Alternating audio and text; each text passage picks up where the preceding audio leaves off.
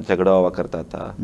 एक तरफ से बहन का ये बीमारी था और दूसरी तरफ से वो मेरा स्कूलिंग पे भी थोड़ा सा असर था और मैं कभी कभी बहुत डिप्रेस होने का, तो मेरे दिल में था कि कैसे भी मुझे पैसे कमाना है। वो टाइम पे वो मेरे को देख के बोला कि brother do you know God loves you. उसने दूसरे दिन आके मुझे बाइबल दे दिया और उसने कहा कि तुम परमेश्वर का वचन पढ़ो, तुमको वचन के द्वारा सच्चाई क्या है, परमेश्वर ये तेरा वचन है, तो इस मूर्ख को विजडम तू दे दे बोल के मैं एक क्रिएशन का वर्शिप छोड़ के क्रिएटर का वर्शिप करना स्टार्ट कर दिया। Being born again is not a religion, being born again is a transformation. हमको ऊपर लाने के लिए, हमको पढ़ाने के लिए, खाना खिलाने, परमेश्वर मुझे देश देश में लेके जाने लगा। गुस्सा करता था, गलत काम करता था, आज वही इंसान का मुंह सच्चाई बात कर रहा है। यीशु ने जो मार्ग दिया हम उसी मार्ग पे चल रहे हैं।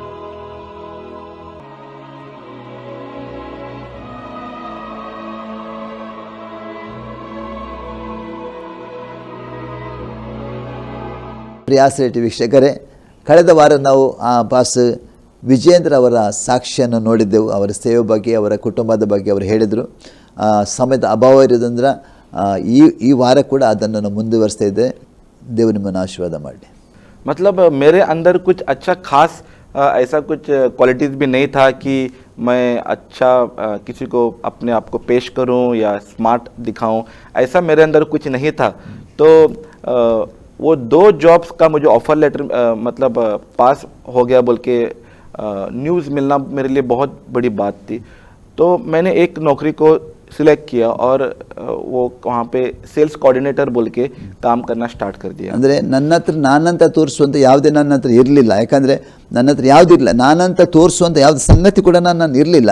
ಆದರೆ 2 ಕಂಪನಿಯಲ್ಲಿ ಕೆಲಸಕ್ಕೆ ಜಾಬ್ಗೆ ಬರುವಂಥ ಸಮಯದಲ್ಲಿ ನಾನು ಮತ್ತೆ ಅದರಲ್ಲಿ ಒಂದು ಕಂಪನಿಯನ್ನು ಆರಿಸಿಕೊಂಡೆ, ಸೇಲ್ಸ್ ಎಕ್ಸಿಕ್ಯೂಟಿವ್ ಆಗಿ, ಸೇಲ್ಸ್ ಕೋಆರ್ಡಿನೇಟರ್ ಆಗಿ ನಾನು ಅಲ್ಲಿ ಸೇರಿಕೊಂಡೆ. तो मेरा काम था कि कंप्यूटर यूज़ करना और कोटेशंस बनाना, ಅಂದರೆ ಕಂಪ್ಯೂಟರ್ ಮಾಡುವಂಥದ್ದು ಮತ್ತು ಕೆಲವು बिल अथवा कोटेशन ಮಾಡುವಂಥದ್ದು. तो मैं पहला दिन मेरा जब जॉब का था तो मुझे कंप्यूटर दिया।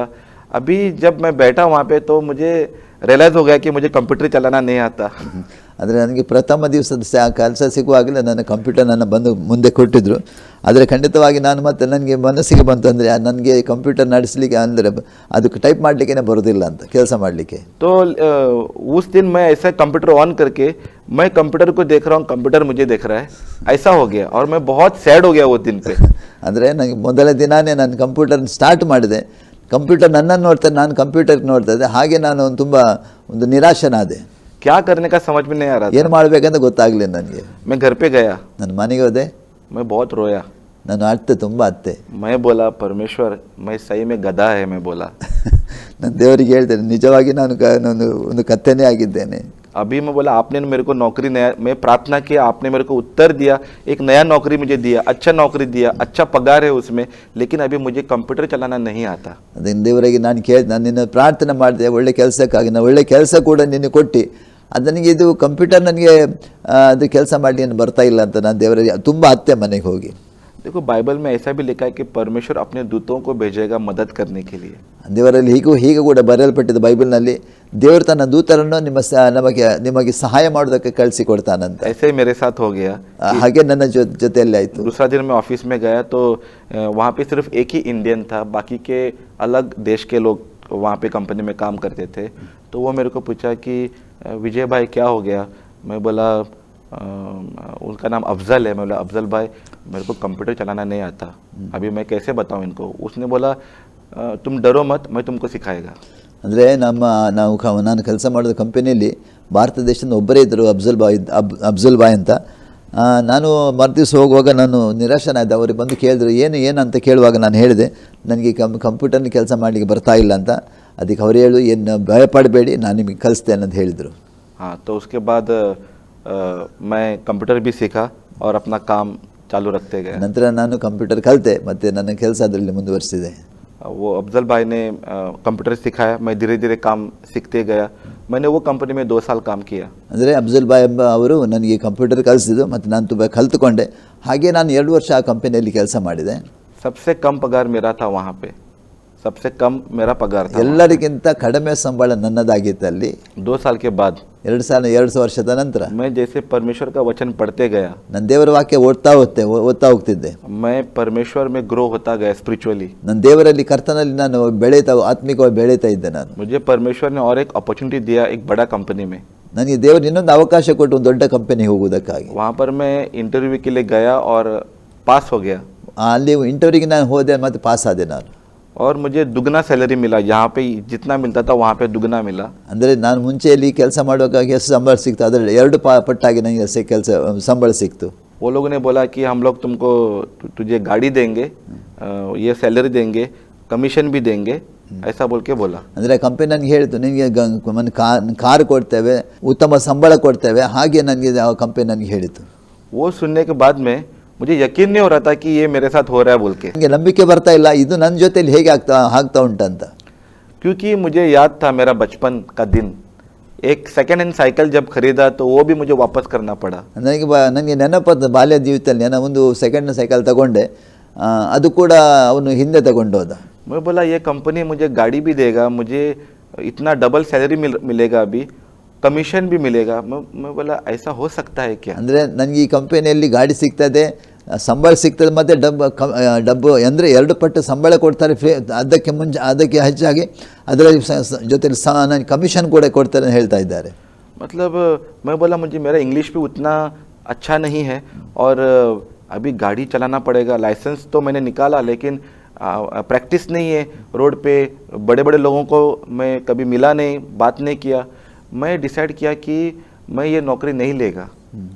ಅಂದರೆ ನಾನು ನಿರ್ಧಾರ ಮಾಡಿದೆ, ಯಾಕೆಂದರೆ ನನಗೆ ಸರಿಯಾಗಿ ಇಂಗ್ಲೀಷ್ ಬರ್ತಾ ಇಲ್ಲ, ನನಗೆ ಡ್ರೈವಿಂಗ್ ಬರ್ತಾ ಇಲ್ಲ, ಇವರು ಗಾಡಿ ಕೊಟ್ಟು ನನಗೆ ಡ್ರೈವಿಂಗ್ ಬರ್ತಾ ಇಲ್ಲ, ಒಂದು ದೊಡ್ಡ ವ್ಯಕ್ತಿಯ ಸಂಗಡ ನಾನು ಮಾತಾಡೋದು ಕೂಡ ಇಲ್ಲ. ಹೀಗಾಗಿ ನನಗೆ ಒಂದು ರೀತಿ ಆಯಿತು, ಅದಕ್ಕೆ ನಾನು ಎಣಿಸಿದೆ ಈ ಕಂಪನಿ ಕೆಲಸ ಬಿಟ್ಟು ಹೋಗಬೇಕಂತ. क्योंकि ये जब मुझे दूसरा नौकरी जब मिला था तो मुझे कंप्यूटर चलाना नहीं आता था और इसके लिए मैं बहुत निराश भी हो गया था। तो मैं बोला अभी ये कंपनी उससे भी बड़ा है, इसमें कितना चैलेंजेस आएगा मुझे नहीं पता, इसके लिए मैं नहीं जाएगा तो ही अच्छा है बोल के मैंने सोचा। ಅಂದರೆ ಮುಂಚಿನ ಕಂಪ್ಯೂಟರ್ ಕೆಲಸ ಮಾಡಲಿಕ್ಕೆ ಆಗ್ತಿಲ್ಲ, ಅಂದರೆ ಆ ಕಂಪನಿಯಲ್ಲೇ ತುಂಬ ಪ್ರಶ್ನೆ ಇರುವಾಗ ಈ ಕಂಪನಿಯಲ್ಲಿ ಇನ್ನೂ ಸಮಸ್ಯೆ ಇರಬಹುದು ಅಂತ ನಾನು ಹಾಗೆ ಎಣಿಸಿದೆ. तो एक दिन मैंने प्रार्थना की पिता परमेश्वर से, मैंने कहा पिता मुझे गाइड करना, अभी ये नौकरी मुझे ऐसा मिला है लेकिन मुझे बहुत डर लग रहा है, मुझे नहीं लगता कि मैं कर सकता हूँ, क्योंकि ये सैलरी मुझे दुगना मिल रहा है, वो मैं सहन नहीं कर सकता कि ऐसे भी हो सकता है। दूसरा चीज़ मैं गाड़ी चलाने या बड़ा लोगों से मिलना पड़ेगा, बात करना पड़ेगा, ये मेरे से कैसे होगा बोल के मैं परमेश्वर को बोला मुझे एक साइन दे दो, ये तुम्हारी तरफ से है क्या बोल के मुझे दिखाओ, ऐसा बोल के मैं प्रार्थना किया। ನಾನು ಮತ್ತೆ ನನ್ನ ದೇವರಲ್ಲಿ ಪ್ರಾರ್ಥನೆ ಮಾಡಿದೆ, ಯಾಕಂದರೆ ಇಂಥದ್ದೆಲ್ಲ ಆಗಬೇಕಾದ್ರೆ ನನಗೆ 2 ಪಟ್ಟು ಸಂಬಳ ಇದೆ, ನನಗೆ ಡ್ರೈವಿಂಗ್ ಬರ್ತಾ ಇಲ್ಲ, ಇದೆಲ್ಲ ನಿನ್ನಿಂದಲೇ ಬಂದಿದ್ದ ಅಂತ ನನಗೆ ಸರಿಯಾಗಿ ಗೊತ್ತಾಗಬೇಕಂತ ದೇವರಲ್ಲಿ ನಾನು ಪ್ರಾರ್ಥನೆ ಮಾಡಿದೆ. मतलब परमेश्वर सही में अपने वचन में उसने ऐसा लिखा है कि हम लोग अगर उसको दिल से पुकारेंगे वो हमको आवाज़ देता है वापस।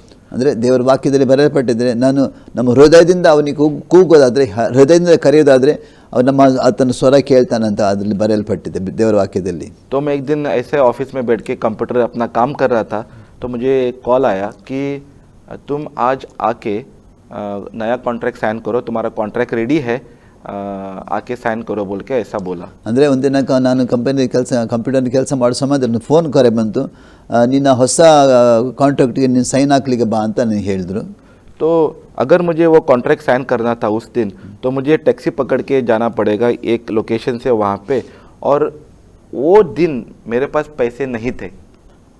ಅಂದರೆ ಅವ್ರು ಹೇಳುವಂಥದ್ದು, ಒಂದು ವೇಳೆ ಆ ಕಂಪನಿಗೆ ಹೋಗಿ ನಾನು ಸಿಗ್ನೇಚರ್ ಮಾಡಿ ಹೋಗಬೇಕಾದ್ರೆ ಒಂದು ಟ್ಯಾಕ್ಸಿಯಲ್ಲಿ ಹೋಗಬೇಕಾಗಿತ್ತು, ಅಂದರೆ ಅದಕ್ಕಾಗಿ ಕೊಡಲಿಕ್ಕಾಗಿ ನನ್ನ ಹಣ ಕೂಡ ಅದೇ ದಿವಸ ಇರಲಿಲ್ಲ. तो मैंने मन में सोचा कि ये परमेश्वर का साइन है कि तुम जॉब मत ले लो, ऐसा मैं सोच रहा था मन में. ಅಂದರೆ ದೇವರ ಒಂದು ಯೋಚನೆ ಆಗಿತ್ತು, ನಾನು ಎಣಿಸಿದೆ, ಅಂದರೆ ಆ ಕಂಪನಿ ಕೆಲಸ ನೀನು ಮಾಡಬೇಡ ಅಂತ. जैसे मैं सोच रहा था उसी समय एक बांग्लादेशी एक टेक्नीशियन था हमारे कंपनी में, वो सडनली खड़ा होकर बोला विजय भाई तुमको कोई पैसा छोड़ के गया है बोल के. ಅಂದರೆ ನಾನು ಹಾಗೆ ಎಣಿಸುವಾಗ ಒಬ್ಬ ಬಾಂಗ್ಲಾದೇಶ್ ಅಲ್ಲಿದ್ದ, ಅವನು ಹೇಳ್ದ, ಎದ್ದು ನಿಂತು ಹೇಳ್ದ, ವಿಜಯ್ ಬಾಯ್ ನಿಮಗೋಸ್ಕರ ದುಡ್ಡು ಬಿಟ್ಟು ಹೋಗಿದ್ದಾರಂತ. एक आदमी मेरे से 500 दिरहम लिया था। ಒಬ್ಬ ವ್ಯಕ್ತಿ 500 ದಿರಮ್ ನನ್ನ ತಗೊಂಡಿದ್ರು. वो 6 महीने तक मेरा पैसा कभी वापस नहीं किया। 6 ತಿಂಗಳ ತನಕ ದುಡ್ಡು ಹಿಂದೆ ಕೊಡಲಿಲ್ಲ. मैं मांग मांग के थक गया। ನಾನು ಕೇಳಿ ಕೇಳಿ ಸೋತು ಹೋಗಿದ್ದೆ. मैं आखिर में बोला इसको परमेश्वर क्षमा करो, ये आदमी झूठा है, मैं छोड़ देता हूँ, उम्मीद कि ये पैसा नहीं मिलेगा। ಅಂದರೆ ನನಗೆ ನಾನು ಅದನ್ನು ಅವನ ದೇವರಿಗೆ ಕೇಳಿದೆ, ನಾನು ಬಿಟ್ಟು ಬಿಡ್ತೇನೆ, ಯಾಕೆಂದರೆ ನಾನು ಅದರ ಆಸೆನೇ ಬಿಟ್ಟು ಬಿಟ್ಟಿದ್ದೆ. लेकिन जिस दिन मुझे पैसे का ज़रूरत था, वो परमेश्वर ने उसके मन में डाल के मेरे लिए 200 दिरहम, वो 500 पूरा पैसा नहीं दिया, वो 200 दिरहम रख के गया वहाँ ಅಂದರೆ पे। ದೇವರು ಅದ್ಭುತವಾದ ರೀತಿಯಲ್ಲಿ ನಮಗೆ ಏನು ಹಣಕಾಸಿನ ಅವಶ್ಯಕತೆ ಇತ್ತು, ಅದು 500 ದಿರಮ್ ಆತನು ಕೊಡಲಿಲ್ಲ, 200 ದಿರಮ್ ಅಲ್ಲಿ ಕೊಟ್ಟು ಹೋದ. परमेश्वर के वचन में लिखा है कि God is a God of sine wonder and miracle बोल के। ದೇವರ ವಾಕ್ಯ ಹೇಳ್ತದೆ, ದೇವರು ಅದ್ಭುತ ಮತ್ತು ಅತಿಶಯ ಮಾಡೋ ದೇವರು ಅಂತ ಅಲ್ಲಿ ಬರೆಯಲ್ಪಟ್ಟಿದೆ. तो परमेश्वर ने मुझे साइन दिखाया ದೇವರನ್ನ ಬಗ್ಗೆ ನನಗೆ ಒಂದು ಗುರುತು ತೋರಿಸಿದ. और जाके मैंने वो जॉब ले लिया। ನಾನು ಹೋಗಿ ನಾನು ಆ ಕೆಲಸವನ್ನು ಪಡೆದುಕೊಂಡೆ. यानी मेरा लाइफ परमेश्वर ने धीरे धीरे करके आर्थिक रूप में अगर देखे तो मुझे अलग अलग लेवल पे लेते गया परमेश्वर। ಆರ್ಥಿಕ ರೀತಿಯಲ್ಲಿ ನೋಡುವಂಥ ಸಮಯದಲ್ಲಿ ದೇವರು ನನ್ನ ಕೆಲಸವನ್ನು, ನನ್ನ ಜೀವಿತವನ್ನು ಮತ್ತು ಕೆಲಸವನ್ನು ಉನ್ನತಕ್ಕೆ ನಡೆಸಿಬಿಟ್ಟ. दूसरी तरफ से परमेश्वर मुझे आत्मिक रूप से भी तैयार कर रहा था, आत्मा में बढ़ा रहा था। ಇನ್ನೊಂದು ಕಡೆಯಲ್ಲಿ ಆತ್ಮಿಕ ಜೀವಿತದಲ್ಲಿ ಕೂಡ ನನ್ನ ದೇವರನ್ನು ಬೆಳೆಸ್ತಾ ಬರ್ತಾ ಇದ್ದ. तो 2009 में मैंने एक कलीसिया में जाना स्टार्ट कर दिया। 2009ರಲ್ಲಿ ಒಂದು ನಾನು ಸಭೆಗೆ ಹೋಗಲಿಕ್ಕೆ ಪ್ರಾರಂಭ ಮಾಡಿದೆ. 2005 से लेके 2009 तक मैं कोई कलीसिया में नहीं गया। 2005ರಿಂದ 2009 ಎಲ್ಲಿ ಕೂಡ ನಾನು ಚರ್ಚೆಗೆ ಹೋಗಲಿಲ್ಲ. मतलब मैं खुद वचन पढ़ के थोड़ा कुछ जानता था, वो हिसाब से मैं प्रार्थना करता था। ಅಂದರೆ ನಾನು ದೇವರ ವಾಕ್ಯ ಓದ್ತಿದ್ದೆ, ಅದರಲ್ಲಿ ಏನು ನನಗೆ ತಿಳಿದು ಬರ್ತಿದ್ದೆ ಆ ರೀತಿ ನಾನು ಪ್ರಾರ್ಥನೆ ಮಾಡ್ತಿದ್ದೆ. मुझे ज़्यादा बाइबल नहीं मालूम था, ನನಗೆ ದೇವರ ವಾಕ್ಯ ಜಾಸ್ತಿ ಗೊತ್ತಿರಲಿಲ್ಲ, लेकिन मैं दिल से प्रार्थना करने का। ಆದರೆ ನಾನು ಹೃದಯದಿಂದ ದೇವರಲ್ಲಿ ಪ್ರಾರ್ಥನೆ ಮಾಡ್ತಿದ್ದೆ. तो ये 4 साल के दरमियान बहुत मेरे जीवन में बदलाव आ गया था। ಅಂದರೆ ನಾವು 2005ರಿಂದ 2009 ತನಕ ತುಂಬ ನನ್ನ ಜೀವಿತದಲ್ಲಿ ಬದಲಾವಣೆ ಬಂತು. और जैसे मैंने कहा कि बाइबल में लिखा है कि वो क्रिएटर है और क्रिएशन कभी परमेश्वर नहीं हो सकता। ನನಗೆ ದೇವರ ವಾಕ್ಯ ಓದುವಾಗ ನನಗೆ ಗೊತ್ತು, ಓ ಸೃಷ್ಟಿಕರ್ತನಾಗಿದ್ದಾನೆ, ಸೃಷ್ಟಿ ವಸ್ತುಗಳು ಯಾವುದೇ ದೇವರಾಗಲಿಕ್ಕೆ ಸಾಧ್ಯವಿಲ್ಲ ಅಂತ. मैंने क्रिएशन का वर्शिप छोड़ के क्रिएटर का वर्शिप करना स्टार्ट कर दिया। ನಾನು ಅಂದರೆ ದೇವರು ಉಂಟು ಮಾಡಿದ ವಸ್ತುಗಳನ್ನು ಬಿಟ್ಟು ದೇವರನ್ನೇ ನಾನು ಆರಾಧನೆ ಮಾಡಿ ಪ್ರಾರಂಭ ಮಾಡಿದೆ. तो जैसे मैं 2009 से कलीसिया में जाना शुरू हो गया, परमेश्वर का वचन और भी गहरा में समझने लगा। ಅಂದರೆ ನಾನು 2009ರಿಂದ ಚರ್ಚಿಗೆ ಹೋಗಿ ಅಥವಾ ಸಭೆಗೆ ಹೋಗ್ಲಿಕ್ಕೆ ಪ್ರಾರಂಭ ಮಾಡಿದೆ. ಅದ ನಂತರ ದೇವರ ವಾಕ್ಯ ನನಗೆ ಹೆಚ್ಚಾಗಿ ನಾನು ಅದರಲ್ಲಿ ಬೆಳೀತಾ ಬಂದೆ. वो कलीसिया में मैंने ऐसे भी देखा कि वो प्रचारक जब परमेश्वर का वचन बोलता था, बहुत लोग मतलब परमेश्वर का पावर आने से गिरते थे, भूत प्रेत ऐसा बाहर निकलता थे, लोगों को मुक्ति मिलता था, लोगों को शांति मिलता था, लोगों को अपने ब्रेक थ्रू मिलते थे उनके जीवन में। ऐसा मैं अपने आंखों से देखने लगा। ಅಂದರೆ ನಾನು ಸಭೆಗೆ ಹೋದ ನಂತರ ಸೇವಕರಲ್ಲಿ ಸೇವೆ ಮಾಡಿದ ಸಮಯದಲ್ಲಿ ಅನೇಕರು ಅಂದರೆ ಅವರು ಸೇವೆ ಮಾಡಿದ ಸಮಯ ಅನೇಕರು ಬೀಳ್ತಿದ್ದು, ರೋಗಗಳು ಜನರಿಗೆ ವಾಸಿ ಆಗ್ತಿದ್ದವು, ದುರಾತ್ಮಗಳನ್ನು ಬಿಟ್ಟು ಹೋಗ್ತಿದ್ದು. ಇದು ನನ್ನ ಕಣ್ಣಾರೆ ನಾನು ಕಾಣಲಿಕ್ಕೆ ನನಗೆ ಸಿಕ್ಕಿತು. मेरे दिल में एक डिज़ायर आने लगा कि परमेश्वर मैं तुम्हारे राज्य में क्या कर सकता हूँ, मुझे कुछ करना है। ಅಂದರೆ ನನ್ನ ಹೃದಯದಲ್ಲಿ ನಾನು ನಿರ್ಧಾರಕ್ಕೆ ಬಂದ ಒಂದು ಆಸೆ ನನಗೆ ಆಯಿತು, ದೇವರು ನಿನಗೋಸ್ಕರ ನಾನು ಏನು ಮಾಡಬೇಕಂತ ನನಗೆ ಮಾಡಬೇಕಂತ ಒಂದು ಆಸೆ ಬಂತು. क्योंकि परमेश्वर ने इस पापी को क्षमा दे दी, इस मूर्ख को विजडम भी दिया और कमज़ोर को बल भी दिया। तो मैं परमेश्वर का आभारी था और आभारी हूँ कि उसने मुझसे प्यार किया। ಅಂದರೆ ನಾನು ಮೂರ್ಖನಾಗಿದ್ದೆ, ದೇವರು ನನಗೆ ಮೂರ್ಖತನ ಬಿಡಿಸಿದ. ನಾನು ಪಾಪಿಯಾಗಿದ್ದೆ, ಪಾಪದನ್ನು ಕೂಡ ನನಗೆ ಬಿಡಿಸಿದ. ನಾನು ಇಂಥ ಪರಿಸ್ಥಿತಿ ನನ್ನನ್ನು ದೇವರು ಏನು ಮಾಡಿದ, ನನ್ನನ್ನು ಒಂದು ಒಳ್ಳೆಯ ವ್ಯಕ್ತಿಯನ್ನಾಗಿ ಮಾಡಿದ, ಒಂದು ಜ್ಞಾನವಂತನಾಗಿ ಮಾಡಿಬಿಟ್ಟ ನನ್ನ ದೇವರು ನನ್ನನ್ನು. तो मेरे दिल में बहुत एक बड़ा डिज़ायर था कि मैं परमेश्वर के लिए काम करूं बोल के। ನನ್ನ ಹೃದಯದಲ್ಲಿ ಒಂದು ತುಂಬ ಆಸೆ ಬಂತು, ದೇವರಿಗೋಸ್ಕರ ನಾನು ಕೆಲಸ ಮಾಡಲೇಬೇಕಂತ. तो ऐसे ही कलीसिया में जब मैं रेगुलरली जाने लगा, वचन सीखने लगा, और एक दिन ऐसे करके थोड़े साल के बाद में वो पासवान के साथ, पास्टर के साथ मैं इंडिया में दूसरे जगह पे प्रचार के लिए उसके साथ में जाने का। ಅಂದರೆ 9ರ ನಂತರ ನಾನು ಸಭೆಗೆ ನಿರಂತರವಾಗಿ ಚರ್ಚಿಗೆ ನಾನು ಹೋಗಲಿಕ್ಕೆ ಪ್ರಾರಂಭ ಮಾಡಿದೆ. ದೇವರ ವಾಕ್ಯ ಕಲಿತೆ, ದೇವರ ವಾಕ್ಯದಲ್ಲಿ ಬೆಳೆದೆ. ಮತ್ತು ನನ್ನ ಸೇವಕರೊಂದಿಗೆ ನಾನು ಭಾರತ ದೇಶಕ್ಕೆ, ಅಲ್ಲಿಂದ ಭಾರತ ದೇಶಕ್ಕೆ ಬಂದು ಅವ್ರ ಜೊತೆಯಲ್ಲಿ ಅನೇಕ ಕಡೆಯಲ್ಲಿ ಸೇವೆಗೆ ಹೋಗಲಿಕ್ಕೆ ನಾನು ಪ್ರಾರಂಭ ಮಾಡಿದೆ.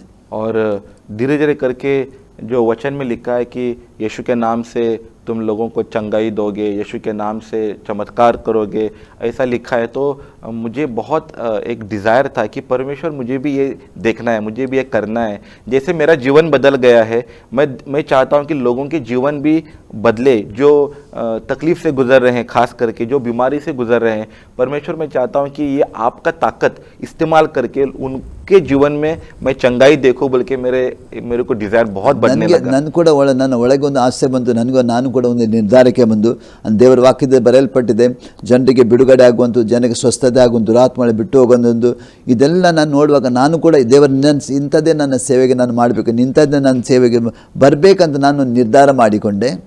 तो ये जैसे ये सब हो रहा था, एक दिन मेरे पास्टर ने मुझे पूछा कि ब्रदर विजय, आपने, मुझे दुबई में सब लोग विजय कहते हैं, मेरा पूरा नाम विजेंद्र है, लेकिन मैं विजय से जाना जाता हूँ, क्योंकि विजय नाम में एक मीनिंग है, विजय मतलब विक्ट्री, ऐसा बोल के, तो मुझे सब लोग विजय कहते। तो उन्होंने, पास्टर ने कहा कि विजय, तुमने रिपेंटेंस किया है, यीशु को ग्रहण किया है, यीशु तुम्हारे जीवन में बहुत सारे काम कर रहा है, लेकिन तूने पानी में बपतिस्मा लिया है क्या, बोल के मुझे एक दिन पूछा।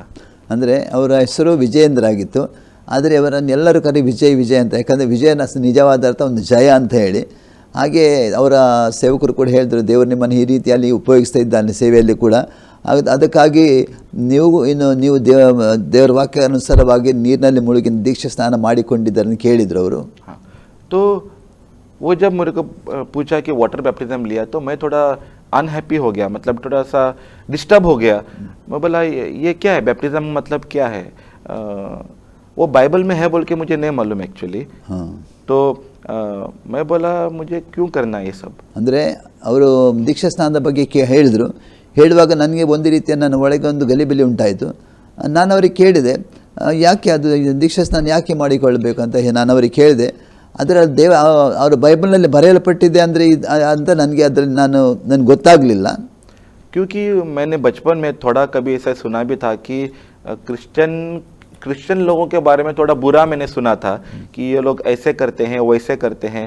तो मुझे लगा कि ये बैप्टिज्म करने के लिए जो पासवान मेरे से बात कर रहा है, ये शायद ऐसा ही कुछ हो सकता है बोल के ऐसा मेरे को लगा।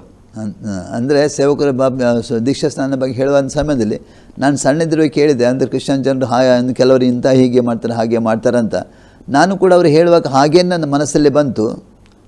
हाँ, लेकिन मुझे कुछ डिफरेंस मालूम नहीं था कि क्रिश्चियंस में भी क्या डिनोमिनेशन होते हैं, अलग अलग ऐसे लोग, ऐसा वो मुझे कुछ आइडिया नहीं था, बिल्कुल आइडिया नहीं था। ಅಂದರೆ ಕ್ರಿಸ್ತರಲ್ಲಿ ಕೂಡ ಬೇರೆ ಬೇರೆ ಪಂಗಡಗಳು ಉಂಟಂತ ನನಗೆ ಆ ಸಮಯದಲ್ಲಿ ಗೊತ್ತಿರಲಿಲ್ಲ, ಅಂದರೆ ನಮಗೆ ಅದ್ರ ವಿಷಯದಲ್ಲಿ ಗೊತ್ತು ಕೂಡ ಇರಲಿಲ್ಲ। हाँ, लेकिन तो मैं वाटर बैप्टिज्म से बहुत भागता था, मैंने नहीं लिया वाटर बैप्टिज्म बहुत टाइम तक। ಅಂದರೆ ತುಂಬ ಸಮಯ ತನಕ ನಾನು ದೀಕ್ಷಾ ಸ್ನಾನಕ್ಕೆ ನಾನು ಹೋಗಲಿಲ್ಲ, ನಾನು ಅದಕ್ಕೆ ಅಲ್ಲಿಂದ ನಾನು ಓಡಿ ಹೋಗ್ತಿದ್ದೆ। ऐसे करके एक दिन अचानक एक मेरे रूम में उसका दोस्त मिलने के लिए आया, वो भी हिंदू परिवार से था, वो भी क्रिश्चियन था। वो मुझे मिला और ऐसे दोस्ती हो गया, बात कर रहा था। तो उन्होंने मुझे वही सवाल पूछा, क्या ब्रदर विजय आपने वाटर बैप्टिज्म लिया क्या बोल के पूछा। ಅಂದರೆ ಒಬ್ಬ ನನಗೆ ದೋಸ್ತಿ ಸಿಕ್ಕಿದ, ಒಂದು ಮಿತ್ರ ಸಿಕ್ಕಿದ, ಅವನು ಕೂಡ ಹಿಂದೂ ಆಗಿದ್ದ, ಅವನು ಕೂಡ ನನ್ನ ರೂಮ್ಗೆ ಬರಲಿಕ್ಕೆ ಪ್ರಾರಂಭ, ಹಾಗೆ ನಮ್ಮದು ಫ್ರೆಂಡ್ಶಿಪ್ ಜಾಸ್ತಿ ಆಯಿತು। ಆವಾಗ ಅವನಿಂದ ನನಗೆ ಕೇಳಿದ, ಒಮ್ಮೆ ವಿಜಯ್ ನೀನು ದೀಕ್ಷಾ ಸ್ನಾನ ಮಾಡಿಕೊಂಡಿದ್ದೆ ಅಂತ ಕೇಳಿದ। तो मुझे बहुत गुस्सा आया वो टाइम पे कि मैं बोला सब लोग अभी बैप्टिज्म के बारे में क्यों पूछ रहे हैं। ನನಗೆ ತುಂಬ ಕೋಪ ಬಂತು, ಎಲ್ಲರೂ ಯಾಕೆ ದೀಕ್ಷಾ ಸ್ನಾನ ಬಗ್ಗೆ ಮಾತಾಡ್ತಾರೆ ಅಂತ। तो वो आदमी ने मुझे पूछा, अगर तुमने यीशु को पीछा फॉलो करने का डिसीजन लिया है, तो ये यीशु का वचन कहता है जॉन चैप्टर 3 में 3:3 और 3:5 में कि you must be born again.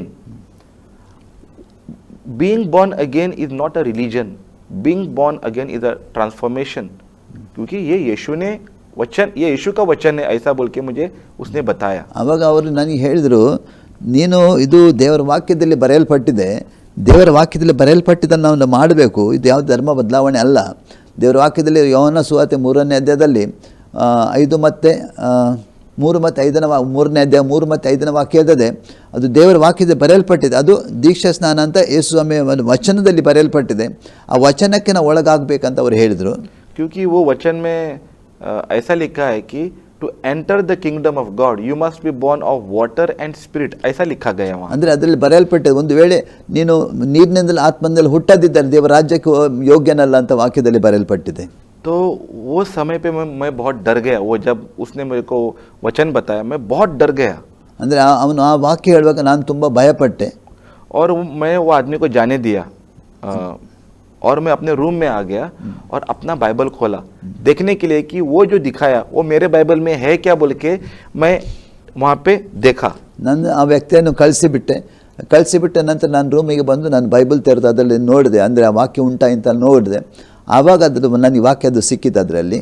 तो जब मैंने वो देखा कि ये तो परमेश्वर का वचन है कि you must be born again, you must become a new creation, तो उसी समय मैंने नील डाउन किया वो रूम में और मैंने बोला पिता परमेश्वर क्षमा करना, मुझे नहीं मालूम ये बाइबल में लिखा है ऐसा करना है बोल के, लेकिन मैं अभी इमीडिएटली मेरे पास्टर को कॉल करके बताऊंगा कि मुझे नेक्स्ट फ्राइडे को वाटर बैप्टिज्म लेना है.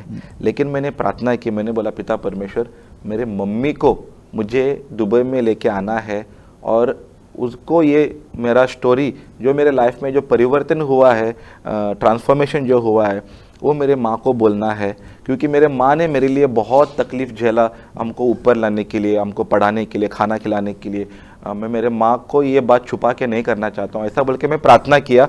मैं बोला सिर्फ 1 हफ्ता है, आप मेरे ऊपर कृपा करना, मेरे को फेवर दिखाना, मम्मी को यहाँ पे लेके आने के लिए बोल के ऐसा प्रार्थना किया मैं. ಅಂದರೆ ನಾನು ಮತ್ತೆ ಅವರು ಹೋದ ನಂತರ ರೂಮಿಗೆ ಬಂದು ನಮ್ಮ ದೇವರ ವಾಕ್ಯನ ಓದುವಾಗ ದೇವರ ವಾಕ್ಯದಲ್ಲಿ ನನಗೆ ಅಲ್ಲಿ ಸಿಕ್ಕಿತು. ಅಂದರೆ ನೀನು ಹೊಸದಾಗಿ ಹುಟ್ಟದಿದ್ದರೆ ದೇವರ ರಾಜ್ಯಕ್ಕೆ ಯೋಗ್ಯನಲ್ಲ ಅಂತ ಹೇಳಿದು, ಅಲ್ಲಿ ಹೊಸದಾಗಿ ಹುಟ್ಟದ್ದು ನೀನು ಹೊಸ ಸೃಷ್ಟಿಯಾಗಲಿ ಸಾಧ್ಯವಲ್ಲ ಇಲ್ಲ ಅಂತ ಅಲ್ಲಿ ದೇವರ ವಾಕ್ಯದಲ್ಲಿ ನೋಡಿದು.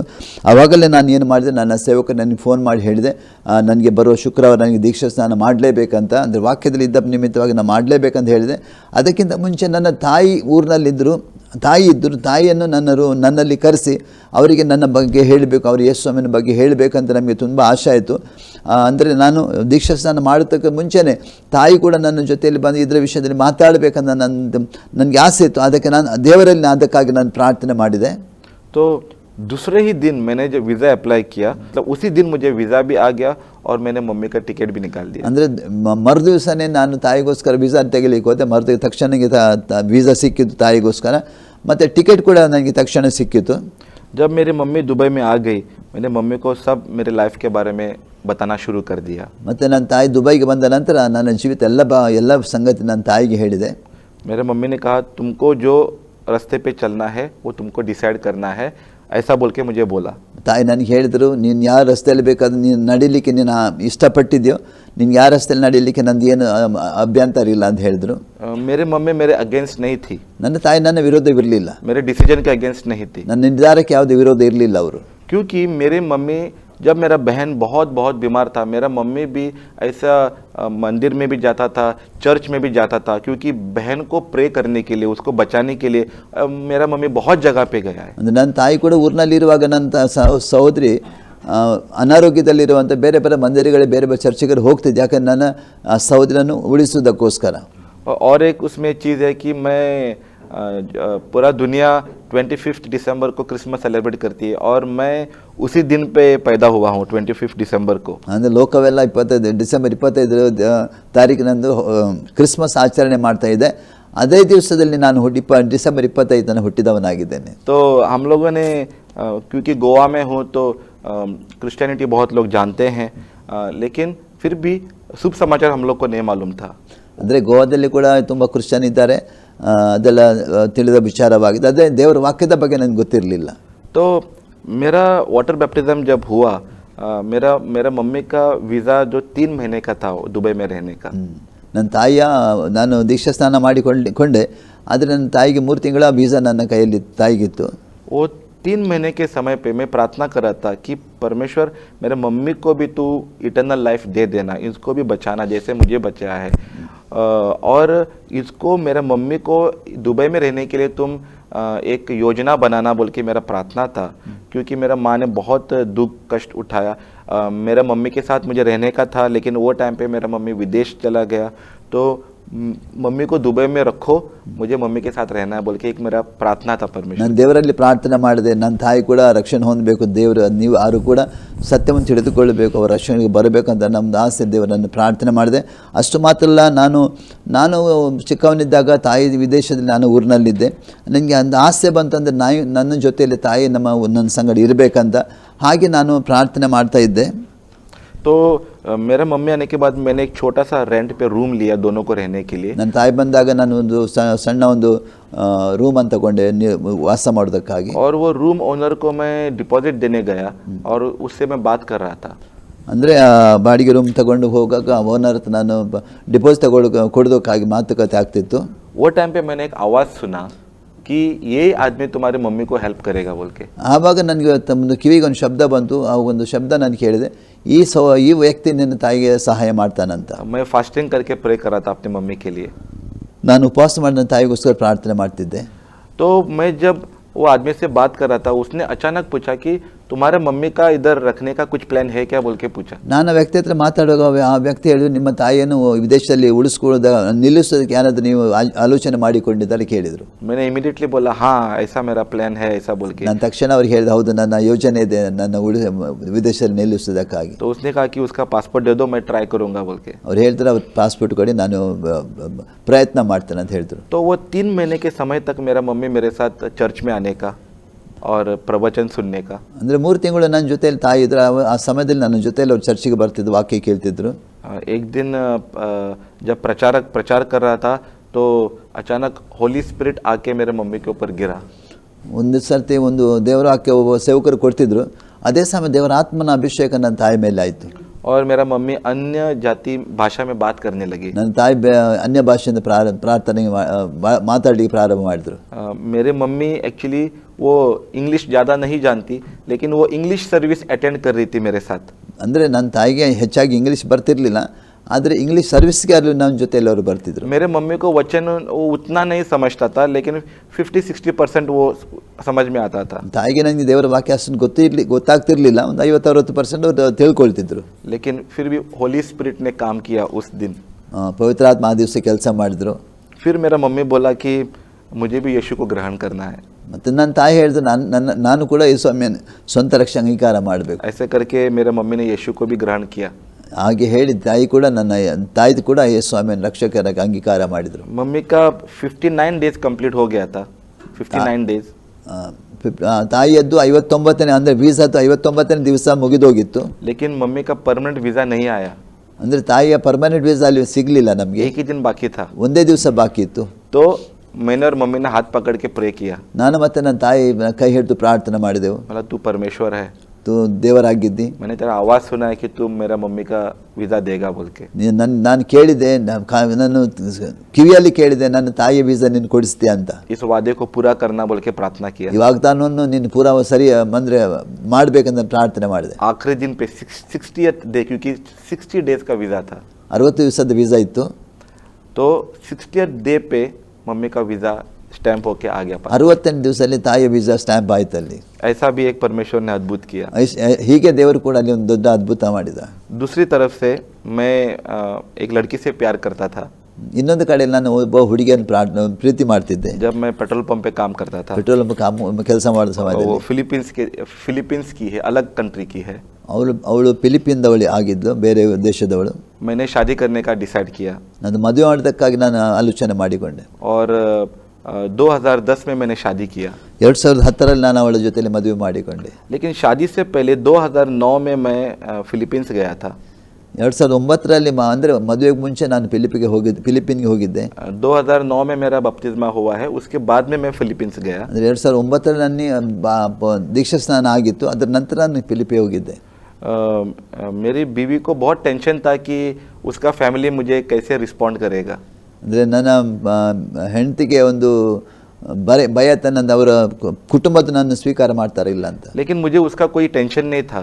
ನನಗೆ ಯಾವುದರಲ್ಲಿ ಚಿಂತೆ ಇರಲಿಲ್ಲ. मैं सिर्फ ये सोचता कि मैं परमेश्वर के बारे में कैसे इसके परिवार को बताऊं. ನನಗೆ ನನ್ನ ಮನಸ್ಸಿನಲ್ಲಿ ಇವರಿಗೆ ಹೇಗೆ ನನ್ನ ಯೇಸು ಕ್ರಿಸ್ತನ ದೇವರ ಬಗ್ಗೆ ನಾನು ಹೇಳಬೇಕಂತ. तो जब मैं पहले दिन वहाँ पे पहुँचा उनके घर पे, ಮೊದಲನೇ ದಿವಸ ಅವ್ರ ಮನೆಗೆ ಫಿಲಿಪೀನ್ಸ್ಗೆ ಹೋಗಿ ಮುಟ್ಟಿದೆ. मैं उसका मम्मी को देखा कि वो बेड पे लेटी थी और वो हाफ पैरालाइज थी. ಅಂದರೆ ನನ್ನ ಪತ್ನಿ ನನ್ನ ಮನೆಗೆ ಅವ್ರು ನೋಡುವಾಗ ಅವ್ರ ತಾಯಿ ಒಂದು ಪಾರ್ಶ್ವ ಪೀಡಿತರಾಗಿದ್ದು. ये बात मुझे पता नहीं था. ಆ ವಿಷಯ ನನಗೆ ಗೊತ್ತಿರಲಿಲ್ಲ. तो मैं उसके साथ ऐसे स्टूल लेके बैठा और मैं बात कर रहा था इंग्लिश में और मेरी बीवी ट्रांसलेट कर रही थी लोकल लैंग्वेज में. ನಾನು ಅವರ ಜೊತೆಯಲ್ಲಿ ಇಂಗ್ಲೀಷಲ್ಲಿ ಮಾತಾಡ್ತಾ ನನ್ನ ಪತ್ನಿ ಅವರಿಗೆ ಅವರ ಭಾಷೆಯಲ್ಲಿ ಅವರು ಹೇಳ್ತಿದ್ರು ತಾಯಿಗೆ. अचानक परमेश्वर का पावर आ गया और उसका मम्मी ऐसा मेरे को हाथ लगाया इधर, तो मैं उसका हाथ पकड़ा और वो क्या करना चाहती थी मुझे मालूम नहीं पड़ा. तो मैं भी ऐसा पकड़ा और वो खड़ी हो गई. एक हाथ से पकड़ के मेरा सपोर्ट से लेके वो खड़ी हो गई बेड से. ಅಂದರೆ ನಾನು ಕೂತ್ಕೊಂಡಾಗ ದೇವರ ಶಕ್ತಿ ಆ ಸ್ಥಳದ ಇಳಿದು ಬಂತು. ಹಾಗೆ ತಾಯಿ ನನ್ನ ಕೈಯನ್ನು ಹಿಡಿಯುವಾಗ ನಾನು ಕೂಡ ಹಿಡಿದು ನಾನು ಎತ್ತುವಾಗ ನನ್ನ ಕೈ ಹಿಡಿದವರು ಮೇಲೆ ಎದ್ದು ಬಂದರು, ನಿಂತುಕೊಂಡ್ರು. वो जब मेरा बीवी ने देखा वो उधर ही रोने लगा. ಅಂದರೆ ನನ್ನ ಪತ್ನಿ ಅದನ್ನು ನೋಡಿ ಆಗಲೇ ಅವರು ಅಳ್ಲಿಕ್ಕೆ ಪ್ರಾರಂಭ ಮಾಡಿದ್ರು. लेकिन मुझे नहीं मालूम था कि ये क्यों रो रही है. ನನಗೆ ಗೊತ್ತಾಗಲಿ ಇವಳು ಯಾಕೆ ಅಳ್ತಾಳಂತ. बाद में मैं मेरे वाइफ को पूछा कि क्या हो गया, तो मेरे वाइफ ने मुझे बोला कि उसकी माँ को उठाने के लिए 2 लोग चाहिए. ಅಂದರೆ ಆವಾಗ ನಾನು ಕೇಳಿದೆ ನನ್ನ ಪತ್ನಿಗೆ ಯಾಕೆ ಅಳ್ತಿ ಅಂತ. ಅದಕ್ಕೆ ಅವಳು ಹೇಳಿದ್ರು, ಅಂದರೆ ಅವಳ ತಾಯಿಗೆ ಬೆಡ್ನಿಂದ ಎಬ್ಬಿಸಬೇಕಾದ 2 ಜನ ಬೇಕಿತ್ತು. वो मिरेकल मेरे वाइफ के लाइफ में टर्निंग पॉइंट था. ಅದು ಅದ್ಭುತ ನನ್ನ ಹೆಂಡತಿ ಜೀವಿತದಲ್ಲಿ ಒಂದು ಬದಲಾವಣೆ ಉಂಟಾಗಿತ್ತು. क्योंकि मेरे वाइफ भी रिलीजन फॉलो कर रही थी. ನನ್ನ ಹೆಂಡತಿ ಕೂಡ ಧರ್ಮವನ್ನು ಆಚರಣೆ ಮಾಡ್ತಿದ್ರು. परमेश्वर के साथ रिलेशनशिप नहीं था. ದೇವರೊಂದಿಗೆ ಅವರ ಯಾವುದೇ ಸಂಬಂಧ ಇರಲಿಲ್ಲ. और क्योंकि मैं कभी कभी परमेश्वर के बारे में उसको बताता था तो उसको बुरा लगता था. ನಾನು ಯಾವಾಗ ಹೇಳುವಾಗ ಯೇಸು ಸ್ವಾಮಿಯ ಬಗ್ಗೆ ಹೇಳುವಾಗ ಅವಳಿಗೆ ಒಳ್ಳೇದಾಗ್ತಿರ್ಲಿಲ್ಲ. उसको उतना इंटरेस्ट नहीं था. ಅವಳಿಗೆ ಅಷ್ಟು ಆಸಕ್ತಿ ಇರಲಿಲ್ಲ. वो सोचती थी कि ये क्या मेरे को पढ़ा रहा है.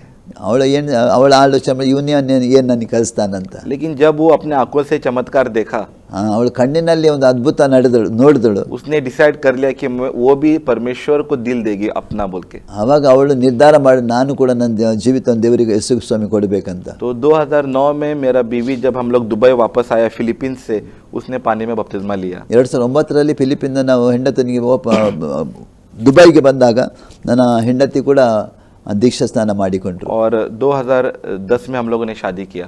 2010ರಲ್ಲಿ ನನ್ನ ಮದುವೆ ಆಯಿತು ಅವಳೊಂದಿಗೆ. और अभी मुझे एक 9 साल की बेटी है. ಈಗ ನನಗೆ ಒಂದು 9 ವರ್ಷದ ಮಗಳಿದ್ದಾಳೆ. उसका नाम एलियाना है. ಅವಳ ಹೆಸರು ಎಲಿಯಾನವಾಗಿದೆ. उसके दरमियान भी मैंने और मेरे मम्मी ने जब मम्मी 2009 में दुबई में आई, मम्मी को मैंने सब कुछ छोड़ने के लिए बोला जहाँ पर वो काम करती थी. मम्मी ने 2005 में अपना काम छोड़ के, तब 2005 में हम लोगों ने गोवा में एक अपार्टमेंट लिया, फ्लैट लिया. ಅಂದರೆ ನನ್ನ ತಾಯಿ ಕೂಡ ನಾನು ಹೇಳಿದೆ ನಾನು ಎಲ್ಲ ಕೆಲಸ ಬಿಡುವಂತ 2009ರಲ್ಲಿ ಅವರು ದುಬೈಲಿದ್ದರು. 2005ರಲ್ಲಿ ನಾವು ಗೋವಾದಲ್ಲಿ ಒಂದು ಮನೆ ಮಾಡಿಕೊಂಡೆವು. तो मेरी मम्मी भी मेरे साथ रहती है दुबई में. ನನ್ನ ತಾಯಿ ಕೂಡ ಈಗ ನನ್ನ ಜೊತೆ ದುಬೈಲಿದ್ದಾರೆ.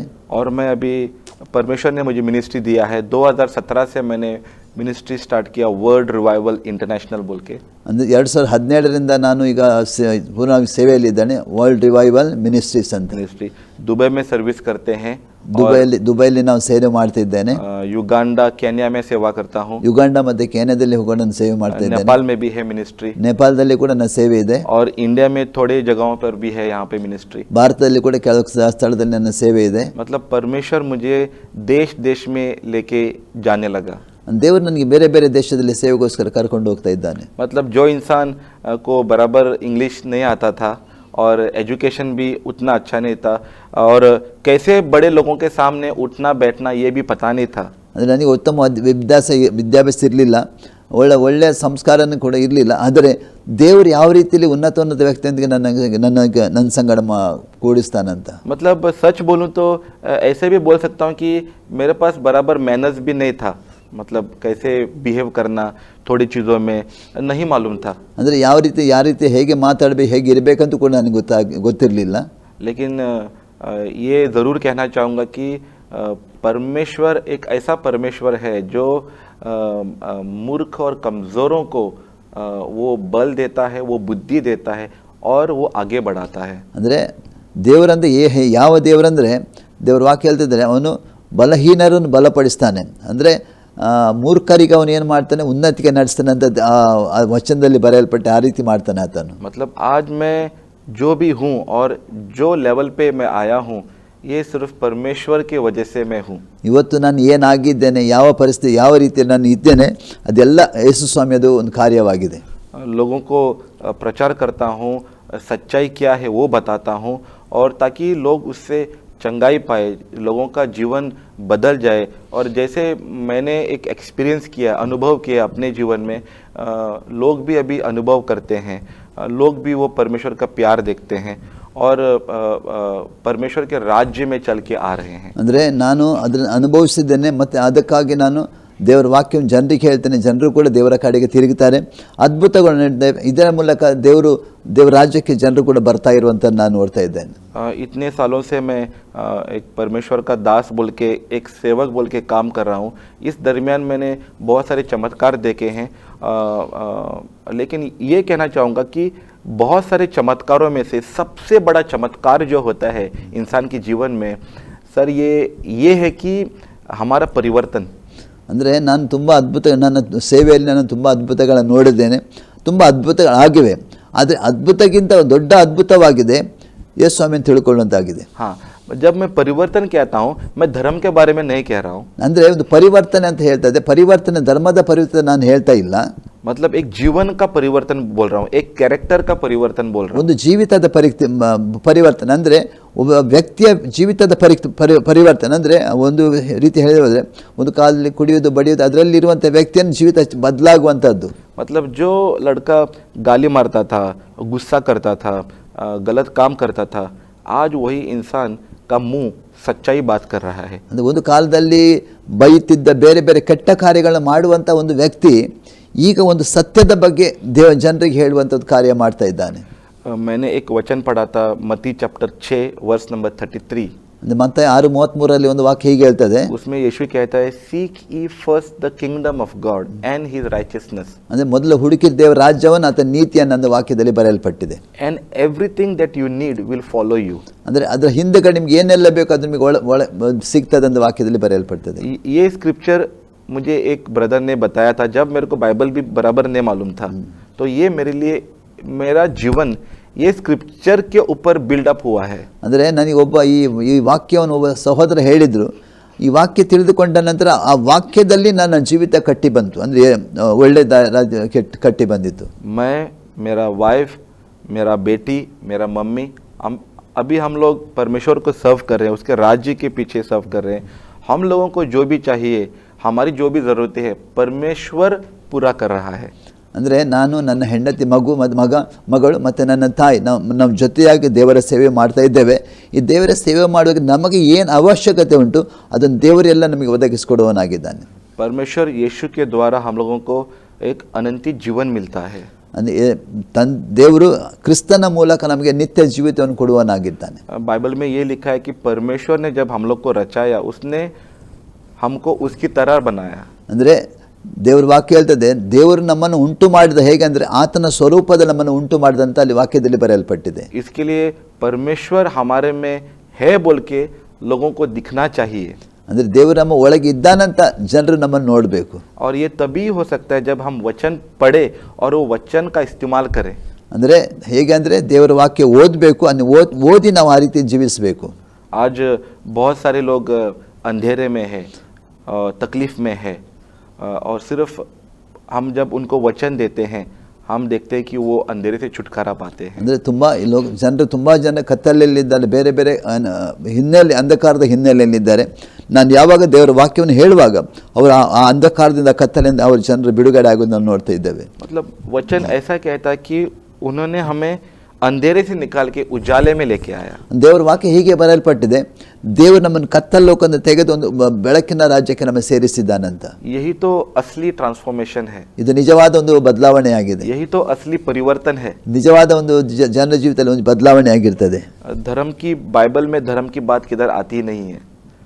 ದೇವರ ವಾಕ್ಯ ಬೈಬಲ್ನಲ್ಲಿ ಧರ್ಮದ ಬಗ್ಗೆ ಎಲ್ಲಿ ಯಾವುದೇ ಮಾತು ಬರ್ತಾ ಇಲ್ಲ ಅದರಲ್ಲಿ. मतलब एक परमेश्वर जिसने सब कुछ रचाया वो कैसे धर्म बना सकता है? ಅಂದರೆ ಒಬ್ಬನೇ ಸೃಷ್ಟಿಕರ್ತನಾಗಿದ್ದಾನೆ, ಅವನು ಹೇಗೆ ಧರ್ಮವನ್ನು ಕಟ್ತಾನೆ?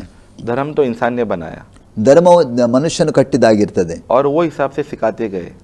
ಈ ರೀತಿಯಲ್ಲಿ ಜನರಿಗೆ ಕಲಿಸ್ತಾ ಹೋಗ್ತಾರೆ. वैसे हम जब बाइबल पढ़ते हैं और सच्चाई जानते हैं, ಯಾವಾಗ ನಾವು ದೇವರ ವಾಕ್ಯ ಬೈಬಲ್ ಓದ್ತೇವೆ ಆವಾಗ ನಾವು ಸತ್ಯವನ್ನು ತಿಳಿದುಕೊಳ್ತೇವೆ. शुरुआत से लेके हमको सब कुछ पता चलता है कि परमेश्वर ने कैसे सब कुछ बनाया. ಅಂದರೆ ಲೋಕ ಪ್ರಾರಂಭದಿಂದಲೂ ಹೇಗೆ ದೇವರು ಸೃಷ್ಟಿ ಮಾಡಿದ ಅಂತ ನಮಗೆ ಈ ದೇವರ ವಾಕ್ಯದಲ್ಲಿ ನಮಗೆ ಬರೆಯಲ್ಪಡ್ತದೆ, ನಾವು ತಿಳಿದುಕೊಳ್ತೇವೆ. इंसान को क्यों बनाया था मालूम पड़ता है. ಮನುಷ್ಯನನ್ನು ಯಾಕೆ ದೇವರು ಉಂಟು ಮಾಡಿದ ಅಂತ ಅದರಲ್ಲಿ ತಿಳಿದು ಬರ್ತದೆ. अगर इंसान को अपना पर्पस क्या है ये पृथ्वी पे रहने का, अगर उसको वो नहीं मालूम है तो वो लाइफ वेस्ट हो जाता है. ಅಂದ್ರೆ ಈ ಲೋಕದಲ್ಲಿ ಮನುಷ್ಯನು ಜೀವಿಸುವಂತ ಉದ್ದೇಶ ಮನಸ್ಸಿ ಗೊತ್ತಾಗದಿದ್ದರೆ ಅವನು ಇಡೀ ಜೀವಿತವನ್ನು ನಷ್ಟವಾದ ಜೀವಿತವಾಗಿರ್ತದೆ. मतलब मुझे अपना जीवन का पर्पस क्या था कभी कुछ मालूम ही नहीं था. ನನ್ನ ಜೀವಿತದ ಉದ್ದೇಶ ನನಗೆ ಏನಂತ ನನಗೆ ಗೊತ್ತೇ ಇರಲಿಲ್ಲ. क्योंकि मेरा जीवन अंधेरे में था. ಯಾಕಂದ್ರೆ ನನ್ನ ಜೀವನ ಕತ್ತಲೆ ಅಲ್ಲಿತ್ತು. कोई दिशा नहीं थी. ಯಾವುದೇ ಅದಕ್ಕೆ ರಸ್ತೆ ಮಾರ್ಗ ಇರಲಿಲ್ಲ. लेकिन जैसे यीशु के बारे में जाना, ಯಾವಾಗ ನಾನು ಯೇಸು ಸ್ವಾಮಿ ಬಗ್ಗೆ ತಿಳಿದುಕೊಂಡೆ, मुझे मालूम पड़ा कि मैं किस चीज के लिए बनाया गया हूँ. ನನಗೆ ತಿಳಿದು ಬಂತು ನಾನು ಯಾವ ಉದ್ದೇಶಕ್ಕೋಸ್ಕರ ಲೋಕದಲ್ಲಿ ಸೃಷ್ಟಿಸಲ್ಪಟ್ಟಿದ್ದೇನೆ ಅಂತ. क्योंकि सिर्फ क्रिएटर हमको बता सकता है कि हमको क्यों क्रिएट किया गया है. ಯಾಕಂದ್ರೆ ಸೃಷ್ಟಿಕರ್ತನು ಮಾತ್ರ ನಮಗೆ ತಿಳಿಸಲಿಕ್ಕೆ ಸಾಧ್ಯ ಯಾತಕ್ಕೋಸ್ಕರ ನಮ್ಮನ್ನು ಸೃಷ್ಟಿ ಮಾಡಿದಾನಂತ. हमारा रियल पर्पस सिर्फ क्रिएटर बता सकता है. ನಮ್ಮ ನಿಜವಾದ ನಮ್ಮ ಜೀವಿತ ಉದ್ದೇಶ ನಮ್ಮ ಸೃಷ್ಟಿಕರ್ತನ ಮಾತ್ರ ನಮಗೆ ತಿಳಿಸಲಿಕ್ಕೆ ಸಾಧ್ಯವಿದೆ. अगर यीशु के पास आज कोई भी आएगा, ಯೇಸು ಸ್ವಾಮಿ ಹತ್ರ ಯಾರಾದ್ರೂ ಬರುವುದಾದ್ರೆ एक तो उसको मुक्ति मिलेगी, ಒಂದು ಅವರಿಗೆ ಬಿಡುಗಡೆ ಸಿಕ್ಕುವುದು, दूसरा चीज है उसको पर्पस मिलेगा, ಎರಡನೇ ಸಂಗತಿ ಅವರ ಉದ್ದೇಶ ತಿಳಿಯಪಡ್ತದೆ. हमको कभी कभी लगता है कि जीवन में पैसा चाहिए, अच्छा घर चाहिए, अच्छा फैमिली चाहिए, अच्छा गाड़ी चाहिए, और हमको लगता है कि ये हासिल करने से हम लोगों ने पर्पस फुलफिल किया. ಅಂದರೆ ನಮ್ಮ ಜೀವಿತದಲ್ಲಿ ಕೆಲವು ಬೇಕಾದ ಸಂಗತಿ, ಮನೆ ಬೇಕು, ವಾಹನ ಬೇಕು, ಅನೇಕ ಸಂಗತಿ ಬೇಕು ಅಂತ ನಾವು ಅದರ ಬಗ್ಗೆ ಅದನ್ನು ನಾವು ಹೊಂದಿಕೊಳ್ತೇವೆ. ये सब चीज़ें कभी पर्पस नहीं हो सकती. ये तो सिर्फ इंसान का डिजायर है. ಈ ಎಲ್ಲ ಸಂಗತಿಗಳು ನಮಗೆ ನಮ್ಮ ಜೀವಿತದಲ್ಲಿ ಪೂರ್ಣವಾಗುವುದಿಲ್ಲ. ಇದು ನಮ್ಮ ಮನಸ್ಸಿನ ನಿರ್ಧಾರವಾಗಿರ್ತದೆ. मतलब बहुत सारा पैसा रहना, अच्छा घर रहना, अच्छा फैमिली रहना, अच्छा गाड़ी रहना, ये बुरी बात नहीं है, ये अच्छी बात है. ಒಳ್ಳೆ ಮನೆ ಇರುವುದು, ಒಳ್ಳೆ ಹಣಕಾಸು ಇರುವುದು, ಒಳ್ಳೆ ಜೀವಿತ ಇರುವುದು, ಅದು ಹಾಳಲ್ಲ, ಒಳ್ಳೆಯದೇ ಅದು. ये सब चीजें मुझे भी चाहिए, ಅದೆಲ್ಲ ನಮಗೂ ಕೂಡ ಬೇಕು, ನನಗೂ ಕೂಡ ಬೇಕು. लेकिन ये सब होने के बावजूद अगर पर्पस नहीं है लाइफ में, ಈ ಎಲ್ಲ ಸಂಗತಿ ಇದ್ದುಕೊಂಡು ಒಂದು ಉದ್ದೇಶ ನಮ್ಮ ಜೀವಿತ ಇಲ್ಲದಿದ್ದರೆ, आप इस दुनिया में क्यों है, क्या करने के लिए है, अगर आपको ये नहीं मालूम, ಈ ಲೋಕದಲ್ಲಿ ನೀವು ಯಾಕೆ ಇದ್ದೀರಿ, ಯಾತಕ್ಕೋಸ್ಕರ ಇದ್ದೀರಿ ಅಂತ ನಿಮಗೆ ಗೊತ್ತಿಲ್ಲದೆ ಹೋದರೆ, तो आपका लाइफ में कोई मीनिंग नहीं रहेगा. ನಮ್ಮ ಜೀವಿತದಲ್ಲಿ ಯಾವುದೇ ಒಂದು ಅರ್ಥ ಇರ್ಲಿಕ್ಕಿಲ್ಲ. हाँ, नहीं रहेगा. आज मुझे मेरे जीवन का पर्पस क्या है मुझे मालूम है. ನನ್ನ ಜೀವಿತದ ಉದ್ದೇಶ ನನಗೆ ಗೊತ್ತಿದೆ. तकलीफ रहने दे या ना रहने दे, ಅಂದ್ರೆ ಕಷ್ಟ ಇರ್ಲಿ ಇಲ್ಲದೆ ಹೋಗ್ಲಿ, यीशु ने जो मार्ग दिया हम उसी मार्ग पे चल रहे हैं. ಯೇಸು ಒಂದು ನಮಗೆ ಮಾರ್ಗ ತೋರಿಸಿದ ಮಾರ್ಗದಲ್ಲಿ ನಾನು ನಡೆಯಬೇಕಾಗಿದೆ. क्योंकि वो क्रिएटर है, ಆತನ ಸೃಷ್ಟಿಕರ್ತನಾಗಿದ್ದಾನೆ. और उसके नाम से हमको अनंत जीवन मिला है. ಆತನ ಹೆಸರಿನ ಮೂಲಕ ನಮಗೆ ನಿತ್ಯ ಜೀವ ಸಿಗುವಂತದ್ದಾಗಿರ್ತದೆ. इसके लिए मैं परमेश्वर का धन्यवाद करता हूँ. ಇದಕ್ಕೋಸ್ಕರ ದೇವರಿಗೆ ನಾನು ಧನ್ಯವಾದ ಹೇಳ್ತಾ ಇದ್ದೇನೆ. और जो मेरी गवाही को सुन रहे हैं इस समय, ಯಾರು ನನ್ನ ಈ ಸಾಕ್ಷ್ಯನ ಕೇಳ್ತಾ ಇದ್ದೀರಾ, ये मैं प्रार्थना करता हूँ ನಾನು ಅವರಿಗೋಸ್ಕರ ಪ್ರಾರ್ಥನೆ ಮಾಡ್ತೇನೆ कि आप परमेश्वर को जाने, ನೀವು ಕೂಡ ಯೇಸು ಸ್ವಾಮಿಯನ್ನು ತಿಳಿದುಕೊಳ್ಳಿ ಅಂತ, परमेश्वर का वचन पढ़े ದೇವರ ವಾಕ್ಯವನ್ನು ಓದಿ ಅಂತ ನಾನು ನಿಮಗೆ ಹೇಳ್ತಾ ಇದ್ದೇನೆ. और अपने दिल में परिवर्तन देखे. ನಿಮ್ಮ ಜೀವಿತವನ್ನು ಪರಿವರ್ತನೆ ನೀವು ನೋಡಿಕೊಳ್ಳಿ.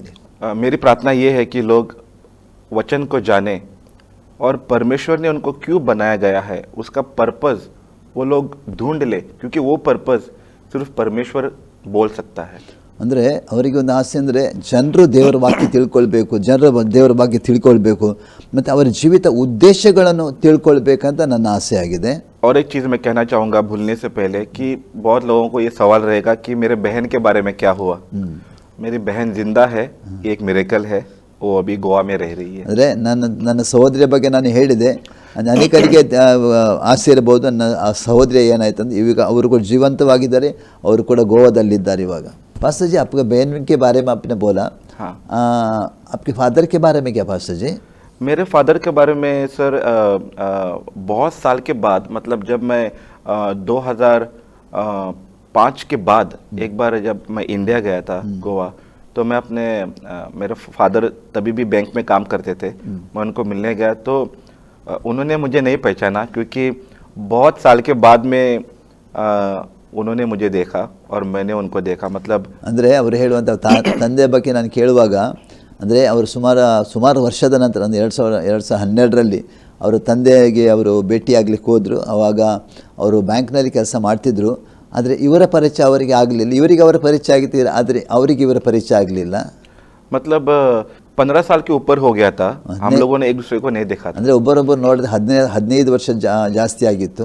और उसको मिलने का भी एक कारण था, ಅವರಿಗೆ ಸಿಗುವುದಕ್ಕೆ ಒಂದು ಕಾರಣವಿತ್ತು. क्योंकि एक दिन एक प्रचार करने के टाइम पे बोला कि हम लोगों ने फॉरगिव करना चाहिए जो भी लोगों ने हमको तकलीफ दिया है. ಅಂದರೆ ಒಂದು ಒಬ್ಬರು ಸೇವಕರು ಹೇಳಿದ್ರು, ಯಾರಿಗೆ ನಾವು ಕ್ಷಮಿಸಲೇకుండా ಅವರಿಗೆ ಕ್ಷಮಿಸಬೇಕಂತ ದೇವರ ವಾಕ್ಯದಲ್ಲಿ ಅದನ್ನು ಮಾಡಬೇಕಂತ ಹೇಳಿದ. ಅದಕ್ಕಾಗಿ ನಾನು ಹೋಗಿದ್ದೆ. और मुझे अपना पिताजी के ऊपर बहुत गुस्सा था, क्योंकि उन्होंने मुझे बचपन में जो भी तकलीफ़ें दी, मेरे मम्मी को मुझे तकलीफ़ दी, और उसके लिए मुझे बहुत गुस्सा था. एक अहंकार बोल सकते हैं, मतलब ऐसा था, और बदला लेने का मेरे दिल में था. ಅಂದರೆ ನಾನು ತಂದೆ ಸಿಗಲಿಕ್ಕೆ ಒಂದು ಕಾರಣವಿತ್ತು. ಅವರು ಅಂದರೆ ದೇವರ ವಾಕ್ಯ ಹೇಳ್ತದೆ ಒಬ್ಬರನ್ನು ಕ್ಷಮಿಸಬೇಕಂತ. ಅದಕ್ಕಾಗಿ ನನಗೆ ಅವರಿಗೆ ಸಿಗಲಿಕ್ಕೆ ಹೋದೆ. ಆದರೆ ಅವರ ಮೇಲೆ ನಮ್ಗೆ ತುಂಬ ಕೋಪ ಇತ್ತು. ಯಾಕಂದರೆ ಪ್ರತಿಕಾರ ತಗೊಳ್ಬೇಕಂದ್ರೆ ನನಗೂ ಮತ್ತು ತನ್ನ ತಾಯಿಗೂ ತುಂಬ ಅವರು ತೊಂದರೆ ಮಾಡಿದರು. ಅದಕ್ಕಾಗಿ ಪ್ರತಿಕಾರ ತೀರಿಸಬೇಕಂತ ನನಗೊಂದು ಒಳಗಿತ್ತು. ಆದರೂ ನಾನು ಅವರಿಗೆ ಭೇಟಿಯಾಗಲಿಕ್ಕೆ ಹೋದೆ. तो जब मेरे पिताजी को मिला मैं 15 साल के बाद, तो वो देख के शॉक हो गया मुझे. ನಾನು 15 ವರ್ಷದ ನಂತರ ಅವರಿಗೆ ನೋಡಲಿಕ್ಕೆ ಹೋದೆ. ಅವರು ನನ್ನ ನೋಡಿ ಅವ್ರಿಗೆ ಒಂದು ರೀತಿಯ ಅಂದರೆ ಒಂದು ರೀತಿ ಅವರಿಗೆ ಆಯಿತು. तो वो बाहर बैंक से बाहर आया और हम लोग एक 10-15 मिनट बाहर खड़े होकर बात किए एक दूसरे से. ಅವರು ಬ್ಯಾಂಕ್ನಿಂದ ಹೊರಗೆ ನಾನು ಹೋಗಿ ಅವ್ರು ಭೇಟಿಯಾಗೋ ಬ್ಯಾಂಕ್ನಿಂದ ಹೊರಗೆ ಬಂದರು. ಅವರು ಒಂದು 10-15 ನಿಮಿಷ ಅವ್ರ ಜೊತೆ ನಾನು ಮಾತಾಡಿದೆ. पहली चीज़ मैंने उनको बताया कि मैं तुमको यहाँ पे बताने के लिए आया कि मैंने तुम्हें माफ़ कर दिया बोल के. ನಾನು ಅವರಿಗೆ ಮೊದಲೇ ಹೇಳಿದೆ, ನಾನು ಯಾತಕ್ಕೆ ಬಂದರೆ ನಾನು ನಿಮಗೆ ನನ್ನ ಕ್ಷಮಿಸಿದ್ದೇನೆ ಅಂತ ಹೇಳಲಿಕ್ಕೆ ನಾನು ಬಂದಿದ್ದೇನೆ. तब तक मेरे बाप ने दूसरा शादी भी कर लिया था और उसको और एक बेटी है. ಅಷ್ಟು ತನಕ ಅವರು ಬೇರೆ ಮದುವೆ ಮಾಡಿಕೊಂಡ್ರು, ಒಬ್ಬ ಹುಡುಗಿ ಕೂಡ ಅವರಿಗಿದ್ದರು. लेकिन जब मेरा पिताजी सुना कि मैं उसको माफ़ करता हूँ, वो उसका हार्ट पूरा मेल्ट हो गया. ನಾನು ಹಾಗೆ ಹೇಳುವಾಗ ನನ್ನ ತಂದೆ ಹೃದಯ ಕರಗಿ ಹೋಯಿತು. उसने कभी सोचा नहीं था कि मैं आके उसको ऐसे बताऊँगा. ಅಂದರೆ ಅವ್ರು ಯಾವಾಗಲೂ ಎಣಿಸ್ಲಿ ನಾನು ಅವರಿಗೆ ಹೋಗಿ ಹೀಗೆ ಹೇಳ್ತೇನಂತ. और मैंने उसको बताया कि मैं क्यों माफ़ कर रहा हूँ तुम्हें, क्योंकि मुझे परमेश्वर ने माफ़ किया. मैं भी एक पापी हूँ जिसको परमेश्वर ने माफ़ किया. तूने भी पाप किया, इसके लिए मुझे हक नहीं है तुमको माफ़ी ना देना. इसके लिए परमेश्वर कहता है कि हम भी लोगों को माफ़ी देना चाहिए. तो मैं आई फॉरगिव यू बोल के मैंने अपने डैडी को बोला. ನಾನು ಯಾಕೆ ಹೇಳ್ತೇನೆ ಅಂದರೆ ನನಗೆ ದೇವರು ನನ್ನ ಪಾಪವನ್ನು ಕ್ಷಮಿಸಿದ್ದಾನೆ. ಅದಕ್ಕೋಸ್ಕರ ದೇವರ ವಾಕ್ಯದಲ್ಲಿ ಬರೆಯಲ್ಪಟ್ಟಿದೆ ನಿಮ್ಮನ್ನು ಕೂಡ ಕ್ಷಮಿಸಬೇಕಂತ. ಅದಕ್ಕೋಸ್ಕರ ನಾನು ಬಂದಿದ್ದೇನೆ ಅಂತ ಹೇಳಿದೆ ನಾನು. मेरे बैग में वो टाइम पे एक न्यू टेस्टामेंट का बाइबल कॉपी था. ನನ್ನ ಬ್ಯಾಗ್ನಲ್ಲಿ ಒಂದು ಹೊಸ ಒಡಂಬಡಿಕೆ ಪುಸ್ತಕ ಇತ್ತು, ಬೈಬಲ್. मैंने डैडी को बोला ये तुम पढ़ो और आगे जानो, ऐसा बोल के मैंने उनको दिया बाइबल. ನಾನು ಆಗ ನನ್ನ ತಂದೆಗೆ ದೇವರ ವಾಕ್ಯವನ್ನು ಕೊಟ್ಟು ಅವ್ರಿಗೆ ಹೇಳಿದರೆ ನೀವು ಓದಿ ಮತ್ತು ನೋಡಿ ಅಂತ ಹೇಳಿದೆ. मतलब वो मीटिंग हम लोग का सिर्फ 15-20 मिनट का था. ನಾನು ಕೂಡ 10-15 ನಿಮಿಷದ 15-20 ನಿಮಿಷದ ಮಾತುಕತೆ ಆಗಿತ್ತು. मैं वापस दुबई आया. ನಾನು ವಾಪಸ್ ದುಬೈಗೆ ಬಂದೆ. 6 महीने के बाद में मुझे एक कुछ काम था, तो मैं वापस गोवा में आया. ಅಂದರೆ 6 ತಿಂಗಳ ನಂತರ ಪುನಃ ನಾನು ಗೋವಾಕ್ಕೆ ಬರಬೇಕಾಯ್ತು ಯಾವ ಕೆಲಸ ನಿಮಿತ್ತವಾಗಿ. मैंने दोबारा डैडी को फ़ोन किया कि मैं आया हूँ. ನಾನು ಪುನಃ ತಂದೆಗೆ ಫೋನ್ ಮಾಡಿ ನಾನು ಬಂದಿದ್ದೇನೆ, ಊರಿಗೆ ಬಂದಿದ್ದೇನಂತ. उन्होंने मुझे कैसा है बोल के नहीं पूछा. ಅವನಿಗೆ ಹೇಗಿದ್ಯಾ ನನ್ನ ಕೇಳಲಿಲ್ಲ. उसने मेरे को बोला मेरे को यीशु के बारे में और जानना है बोल के. ಅವರು ಹೇಳಿದರು ಯೇಸು ಸ್ವಾಮಿ ಬಗ್ಗೆ ನನಗೆ ಹೆಚ್ಚಾಗಿ ತಿಳ್ಕೊಳ್ಬೇಕಂತ. मैं तुमको मिल सकता हूँ क्या बोल के. ನನಗೆ ನೀನು ಸಿಗ್ಲಿಕ್ಕೆ ನನಗೆ ಸಾಧ್ಯ ಉಂಟಂತ ಕೇಳಿದ್ರು. मैं बोला मेरे घर पे आ जाओ. ಅದಕ್ಕೆ ನಾನು ಹೇಳಿ ನಮ್ಮ ಮನೆಗೆ ಬನ್ನಿ ಅಂತ ಹೇಳಿ. वो घर पे आया मिलने. ನಮ್ಮ ಮನೆಗೆ ಬಂದರು ಅವರು. मैंने घर पे बैठ के उसको शुभ समाचार सुनाया. ಅವರು ನನ್ನ ಮನೆಯಲ್ಲಿ ಕುಳಿಸಿ ಅವರಿಗೆ ದೇವರ ವಾಕ್ಯವನ್ನು ಹೇಳಿಬಿಟ್ಟೆ. मेरा पिताजी रोया उधर. ನನ್ನ ತಂದೆ ಅತ್ತು ಬಿಟ್ಟರು. बोला मुझे यीशु ग्रहण करना है. ಅವ್ರು ಹೇಳಿದ್ರು ನಾನು ಯೇಸು ಸ್ವಾಮಿ ನಾನು ಸ್ವೀಕಾರ ಮಾಡಬೇಕು. क्योंकि मुझे मालूम है मैंने पाप किया जीवन में. ನನಗೆ ಗೊತ್ತಾಯ್ತು ನಾನು ನನ್ನ ಜೀವಿತದಲ್ಲಿ ಪಾಪ ಮಾಡಿದ್ದೇನಂತ. और मेरे पिताजी को माफी मिल गई उस दिन परमेश्वर. ನನ್ನ ತಂದೆ ಕೂಡ ಆ ದಿವಸ ದೇವರ ಅದು ಕ್ಷಮಿಸಿಬಿಟ್ಟ. हम लोग रिकंसाइल हो गए. ತಿರುಗಿ ನಾವು ಒಂದಾಗಿದ್ದು. मेरा मम्मी भी जब छुट्टी पे आने का गोवा में, तो मेरा मम्मी और वो लोग दोबारा मिलते थे. ನನ್ನ ತಾಯಿ ಕೂಡ ಗೋವಾಕ್ಕೆ ಬರುವಾಗ ನನ್ನ ತಂದೆಯವರಿಗೆ ಸಿಗ್ತಿದ್ದೆ ಯಾವಾಗಲೂ. मतलब मेरे डैडी के दिल में ऐसा भी आता था कि वो हमारे साथ आके वापस रहे, ऐसा भी उनके दिल में आता था. ಅಂದರೆ ಅವರ ಒಳಗೆ ಬರ್ತಿತ್ತು, ಅವರು ಕೂಡ ನಮ್ಮ ಜೊತೆಯಲ್ಲಿ ಬಂದು ವಾಸ ಮಾಡುವ ಅಂತ ಒಂದು ಮನಸ್ಸು ಅವರಿಗೆ ಕೂಡ ಇತ್ತು. लेकिन हम ये नहीं चाहते थे कि मेरे डैडी ने जो दूसरा परिवार के साथ जो जी रहा है कि वो वहाँ पे तोड़े, हमको ये नहीं चाहिए था. ಅದು ನಮಗೂ ಕೂಡ ಬೇಡ ಇತ್ತು. ಯಾಕಂದ್ರೆ ಅವರು ಒಬ್ಬ ಬೇರೊಬ್ಬರ ಜೊತೆಯಲ್ಲಿ ಮದುವೆ ಆಗಿ ಅವ್ರ ಜೊತೆಯಲ್ಲಿ ಇದ್ದಾರೆ, ಆ ಕುಟುಂಬ ನಮಗೆ ಮುರಿಯೋದಕ್ಕೆ ಬೇಡ ಇತ್ತು. परमेश्वर ने हम लोग को रिकंसाइल किया, यही मेरे लिए बहुत बड़ी बात थी. ದೇವರು ಕರ್ತನಾದ ಯೇಸು ಸ್ವಾಮಿ ತಿರುಗಿ ನಮ್ಮನ್ನು ಒಂದು ಮಾಡಿ, ಅದೇ ನಮಗೆ ದೊಡ್ಡ ಆಸೆ, ತುಂಬ ಅದೇ ದೊಡ್ಡದಾಗಿತ್ತು ನಮಗೆ. मतलब जैसे परमेश्वर ने मुझे माफ़ किया और मेरा मम्मी और मेरा डैडी को भी मोक्ष मिल गया, यही मेरे लिए बड़ी बात थी. ಅಂದರೆ ನನಗೂ ದೇವರು ಕ್ಷಮೆ ಕೊಟ್ಟ, ಯೇಸು ಸ್ವಾಮಿ ಕ್ಷಮೆ ಕೊಟ್ಟ, ಮತ್ತು ನನ್ನ ತಂದೆ ತಾಯಿ ಕೂಡ ಒಂದು ನಿತ್ಯ ಜೀವದ ನಿರೀಕ್ಷೆ ಕೊಟ್ಟ, ಅದು ಕೂಡ ಸಂತೋಷವಾಗಿತ್ತು. तो मैंने डैडी को बोला तुम अपना जीवन जियो, तुमको परमेश्वर ने माफ़ किया अभी. ನಾನು ನನ್ನ ತಂದೆಗೆ ಹೇಳಿದೆ, ನಿಮ್ಮ ಜೀವನ ಜೀವಿಸಿ, ದೇವರು ನಿಮ್ಮನ್ನು ಕ್ಷಮಿಸಿದ್ದಾನೆ ಅಂತ. कुछ साल पहले, मतलब 5 से 7 साल पहले उनका मृत्यु हो गया मेरे डैडी का. ಅಂದರೆ 5-6 ವರ್ಷದ ಹಿಂದೆ ಅವರು ಲೋಕವನ್ನು ಬಿಟ್ಟು ಹೋದ್ರು. ಅವರು वो होने से पहले भी वो जब हॉस्पिटल में था तो हम लोगों ने फ़ोन पे बात किया. ಅಂದರೆ ಅವರು ತೀರಿ ಹೋಗೋದು ಮುಂಚೆ ಅವರು ಹಾಸ್ಪಿಟಲಲ್ಲಿ ಇದ್ದರೆ, ಆಗ ಕೂಡ ನಾನು ಅವರ ಜೊತೆಲಿ ಮಾತಾಡ್ತಿದ್ದೆ.